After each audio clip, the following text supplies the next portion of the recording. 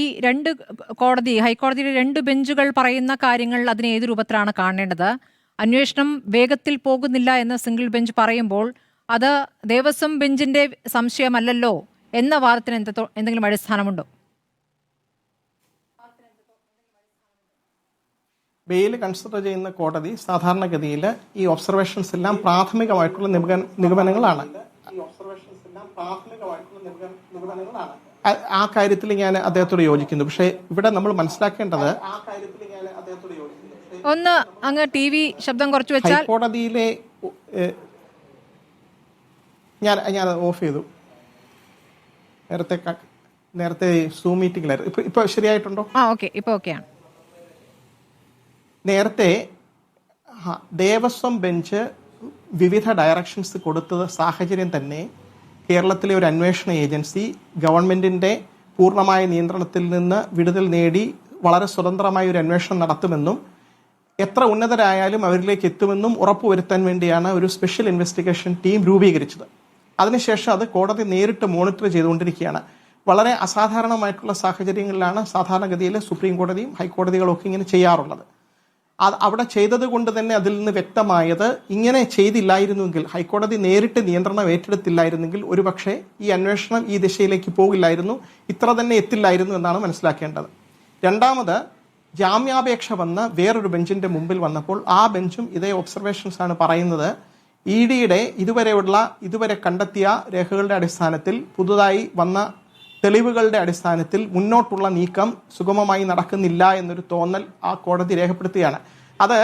അതിലെ ആ വിധി ഫൈനലാണോ അല്ലെങ്കിൽ മറ്റേ ബെഞ്ചാണോ പരിഗണിക്കേണ്ടതെന്നൊക്കെ ഉള്ളത് സെക്കൻഡറി ആയിട്ടുള്ള കാര്യങ്ങളാണ്. ആദ്യമേ മനസ്സിലാക്കേണ്ടത്, ഒരു ജുഡീഷ്യൽ മൈൻഡ് അപ്ലൈ ചെയ്ത് ഹൈക്കോടതിയിലെ വേറൊരു ബെഞ്ചും ഇതേ കാര്യം തന്നെ ആവർത്തിക്കുകയാണ്. അതിൽ നിന്ന് മനസ്സിലാക്കേണ്ടത് SIT അത്ര ശക്തമായ രീതിയിൽ മുന്നോട്ട് പോകുന്നുണ്ടോ എന്നുള്ള സംശയമാണ് ഹൈക്കോടതി ഇപ്പോൾ പ്രകടിപ്പിച്ചിരിക്കുന്നത്. വേറെ നമ്മൾ 2 ദിവസം മുമ്പ് വേറൊരു കാര്യവും കണ്ടു. കിഫ്ബി പോയി ഒരു സ്റ്റേ മേടിച്ചു. ഒരു സിംഗിൾ ബെഞ്ചിന്റെ, കേരള ഹൈക്കോടതിയിൽ ഒരു സിംഗിൾ ബെഞ്ച് സ്റ്റേ ചെയ്ത് ഡിവിഷൻ ബെഞ്ച് ആ സ്റ്റേ നീക്കി. എന്തുകൊണ്ടാണ് നിങ്ങളൊരു മറുപടി പോലും കൊടുക്കാത്തതെന്നാണ് ചോദിച്ചിരിക്കുന്നത്. അപ്പോൾ തുടരെ നിയമയുദ്ധത്തിൽ എന്തിനാണ് ഏർപ്പെടുന്നത്? ഒന്നും മറച്ചു വെക്കാനില്ലെങ്കിൽ ഈ നിയമ യുദ്ധത്തിൽ അതിനകത്ത് കുറ്റക്കാരായിട്ടുള്ളവരെ കോടതിക്ക് സഹായകരമായിട്ടുള്ള തെളിവുകൾ കൊടുക്കുകയും ആ ഇൻവെസ്റ്റിഗേഷൻ ടീമുമായിട്ട് സഹകരിക്കുക, അതിനുവേണ്ട എല്ലാ സഹായ സഹകരണങ്ങളും ചെയ്തു കൊടുക്കുകയുമല്ലേ ഗവൺമെന്റ് ചെയ്യേണ്ടത് എന്നൊരു സാധാരണ പൗരന് ഒരു സംശയം ഉണ്ടാകാം.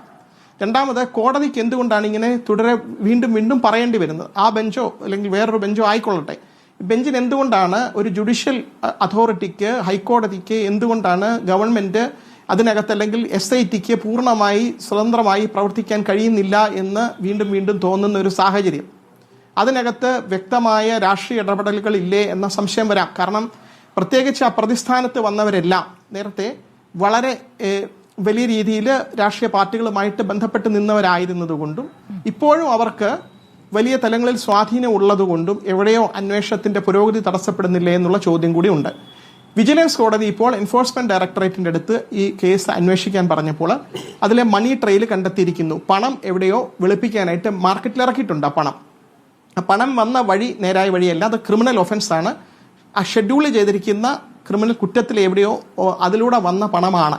അപ്പൊ ഈ കാര്യങ്ങൾ പ്രഥമ ദൃഷ്ട്യാ തോന്നിയത് കൊണ്ടാണ് വിജിലൻസ് കോടതി എൻഫോഴ്സ്മെന്റ് ഡയറക്ടറേറ്റിനോട് കൂടി ഇത് അന്വേഷിക്കാൻ പറയുന്നത്. ആ അന്വേഷണം സമാന്തരമായിട്ട് നടക്കും. ഇത് കോടതി വിധികളുണ്ട്.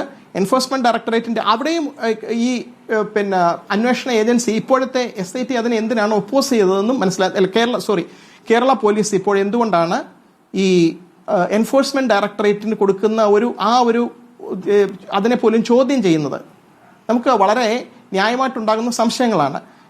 ഒരു നല്ല ഒരു അന്വേഷണം നടക്കുന്നുണ്ടെങ്കിൽ അതിന് ഗവൺമെന്റ് വേണ്ട എല്ലാ സഹായങ്ങളും കൊടുക്കുകയും തെളിവുകൾ കൈമാറുകയല്ലേ വേണ്ടത്.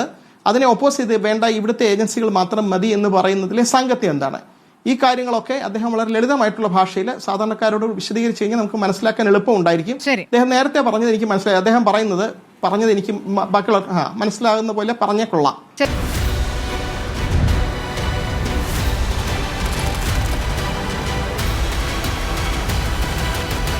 ഡിബേറ്റ് വിത്ത് സ്മൃതി പരുത്തിക്കാട്.